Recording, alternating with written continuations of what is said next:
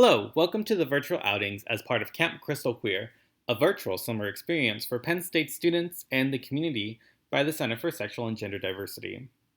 Our virtual outings show students what's around State College and some other ventures through videos with the center staff.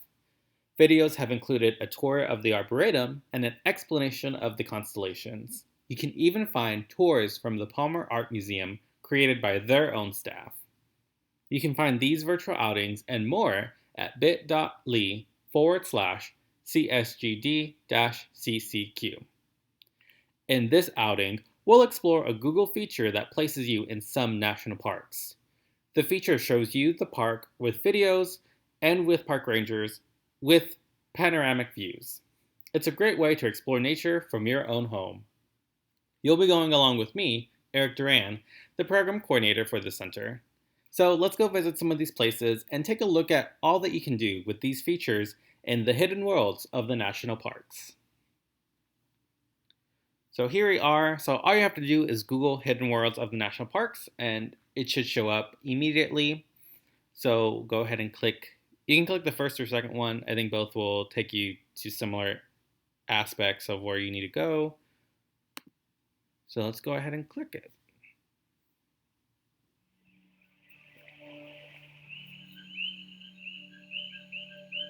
So the hidden worlds of the national parks. So let's go ahead and start exploring. Our national parks are wonderlands, amazing places to explore and discover. The beauty, it's obvious, but there's a hidden world you won't see on any map. To find that world, you need a guide. Park rangers know where to look, where to listen, where to climb, where to dive. Join them on an adventure to discover the parks in a completely new way.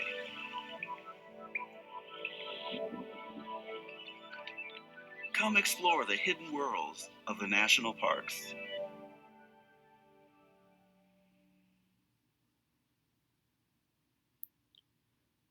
So there's 5 of them to look through.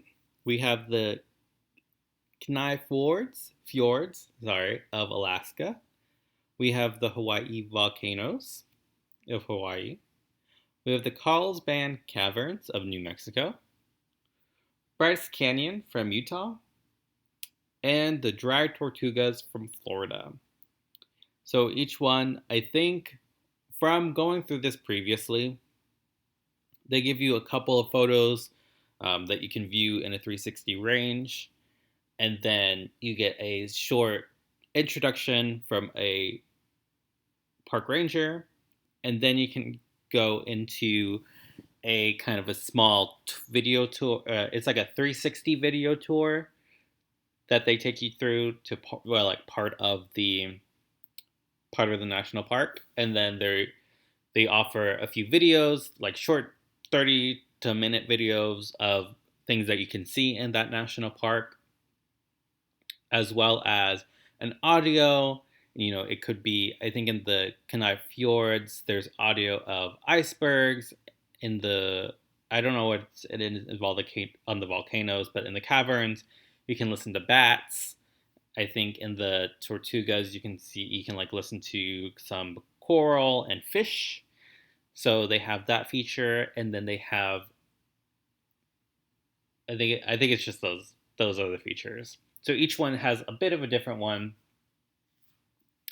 So again, there's 5. We'll go ahead and just look through one today, and then you can visit the rest on your own. I think it's a really great thing to do, especially if you, A, can't travel to any of these places, and B, a lot of these places honestly can be scary. Going underwater or going in a cavern, or even, I think in the Kenai Fjords, we'll go into, only a few people can really get to it because of all the climbing and all the hiking on ice. And so I think having this feature is really great because you get to explore the world from your own home. And so let's go ahead and start. I'm going to go ahead and pick... Our national... Wrong way. I'm going to go ahead and pick just the first one here, the Kenai Fjords. I'm gonna get the word right, fjords. Let's go ahead and look into some glaciers.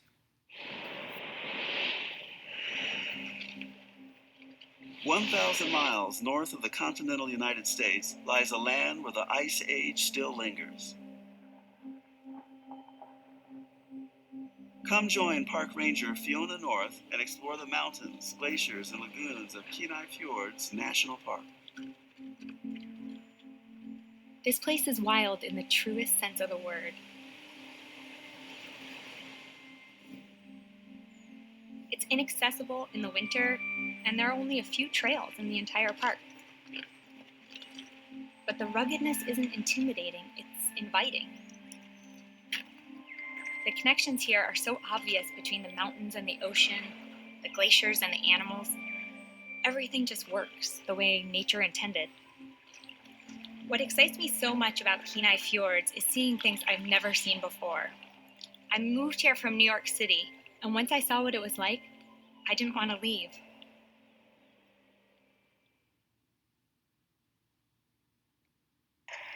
Look down. You're standing above a crevasse on Exit Glacier. Exit Glacier is one of the most visited parts of the park, but very few people get to come up here and walk out onto the ice or venture into one of its crevasses. Climb down and join me.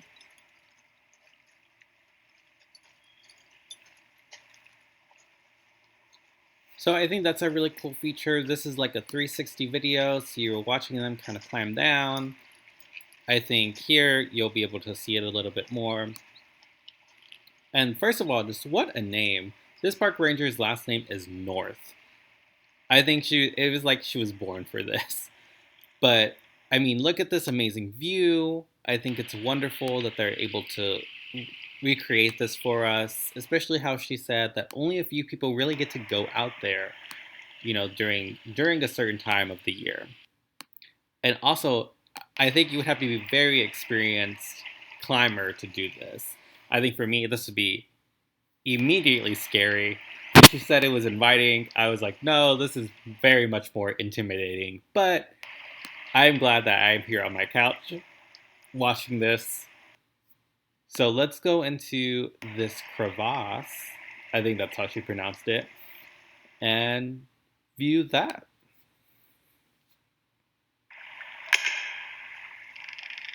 We're in a crevasse, about 30 feet below the surface of the glacier.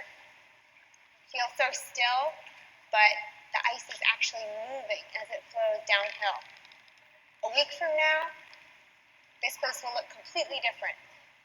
So take a look around and then climb out of the crevasse to see how the glacier has receded over the years.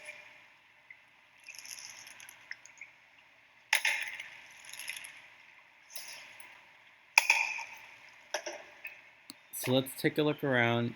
She's climbing. This, to me, just seems scary. I think this is a lot of height for me. I'm really happy for her. I love this journey for her. But this is insane. But also cool to look at. You can see kind of the melting ice there, which is very interesting. So let's go learn more about the glacier. The mass of ice in front of you was the toe or end of Exit Glacier when I first arrived at the park. The glacier has retreated 46 feet per year on average, but in the past few years that has spiked dramatically. It's been melting about 150 feet per year. At this rate, where will the ice be 10 years from now? How long before it's not even here at all? Well, I think this is very sad. I think this is very good to know, good information to know about how a glacier recedes. And I think when you click here, you can actually see it. And so in a matter of 3 years, that, it may, on your computer, obviously it doesn't seem like a lot, but like this is a large amount. And especially how she says it just seems like it's growing exponentially. So see, just from 2004 to 2007, it was like, okay, not that much. And then from 2000 to 2009, that seemed like a lot more. You can kind of see throughout the years, and it stops at 2016. So I wonder what it would look like at 2020 now, how much has receded from it. It's still a great view, but it's just a sad reality that we live in right now. And I am appreciating all of the work that the national parks do in order to really calculate all of this data and really figure out ways that we as a population can, kind of not stop this, but try to slow this as much as we can, even if at all. So, besides that, let's go through kayaking through the icebergs. Bear Glacier ends into its own meltwater lagoon, which is where we are right now. Take a kayak journey of your own. Witness a humpback whale soar out of the water. Watch a glacier calving huge chunks of ice into the sea. Listen to sounds of the lagoon from underneath its surface.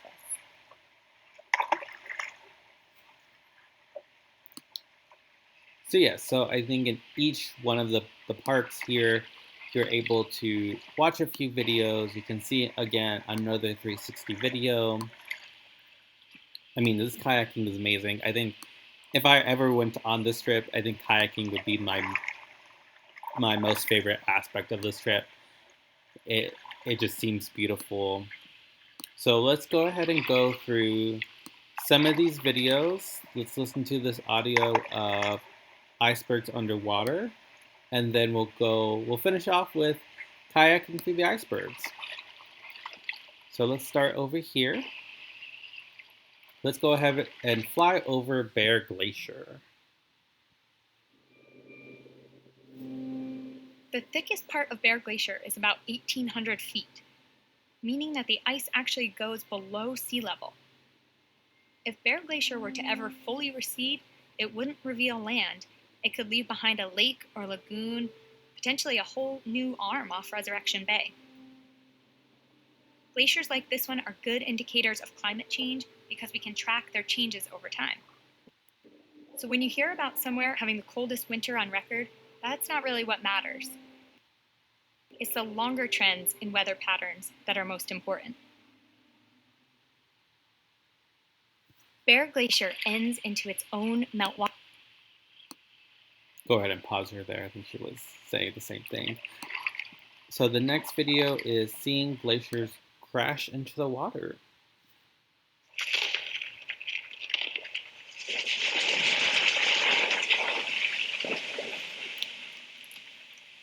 Calving happens when chunks of icebergs break off the end or the terminus of the glacier. These icebergs can range in size from tiny pieces to floating mountains.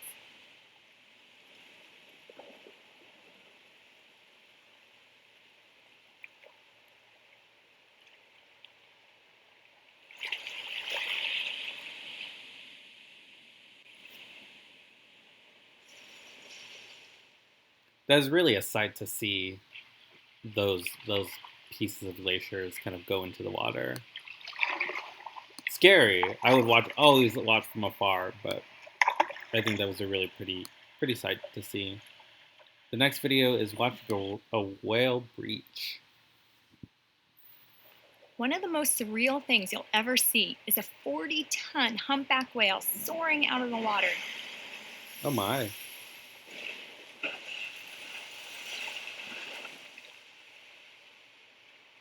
As cool as it is to watch, we don't know for sure why they breach. I think it's just fun. If you're a whale, why not just fly into the air for a second?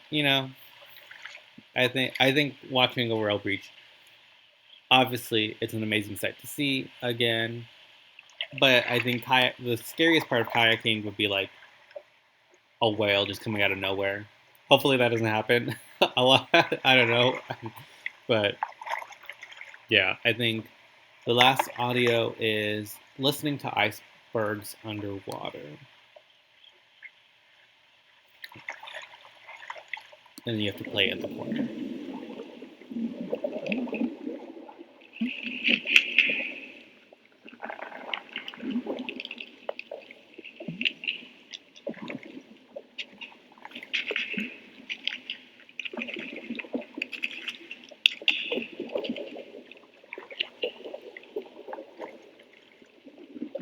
I feel like this is a great track to listen to when you're like trying to fall asleep, or if you're into really ASMR.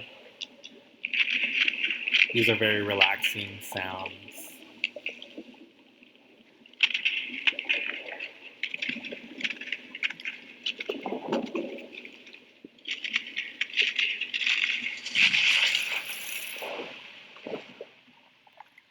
Kind of scary towards the end, but I think overall it would be a pretty relaxing thing to listen to. So the last thing on this portion is going through the icebergs. So let's do that. We came out here today to paddle for recreation, but Alaskan Native, Alutiiq, or Supiaq people have been coming out here for thousands of years. Kayaks were actually invented by Alaskan natives as a mode of transportation and a way to get out and hunt for the food they needed to survive. These icebergs have calved or broken off from the face of the glacier, and then they've been carved by the water. It's kind of like we're floating around in a sculpture garden. Since most of the ice can be hidden under the surface of the water, they could flip over at any minute, so we don't want to get too close. So I think this is also a cool feature. Again, you have this video where you can go around 360 style, watch them kayak. You know, as she said, these can be dangerous if you get too close to it. So again, I'm Otter so glad Lagoon, that I am which is where we are. in the comfort of my own home, kayaking through. I'm not sure what happened right now. Up there it is. So here we are back again. I think again, this is beautiful. As she said, it's like going through a sculpture garden. It really does look like that. The view is amazing. I'm really envious of park rangers being able to do this. But it looks like that's it for kayaking. Again, she kind of explains some history behind the kayak and maybe the history behind this area. And that looks like it's it for the Kenai Fjords. You can always go to the next park here. So the next one would be the Hawaii Volcanoes. You know, and I think all of them feature the same things of these 360 videos, a few videos explaining some things that you can find there, and an audio piece to it. So I hope you enjoyed going through the Kenai Fjords with me. I'm not going to be able to pronounce it correctly, but again, my name is Eric Duran. I'm the program coordinator for the Center for Sexual and Gender Diversity. Thank you for joining me in this virtual outing. I hope you enjoyed it, and I hope that you watch out for our other virtual outings as well, and our other pieces to our Camp Crystal Queer. We are excited to see you in the fall, and please connect with us either through social media or our email. So you can find us on social media at Penn State LGBTQ, or you can email us at lgbtq@psu.edu. So I hope you have a great rest of your summer, and yeah, enjoy the hidden worlds of the national parks. Thank you.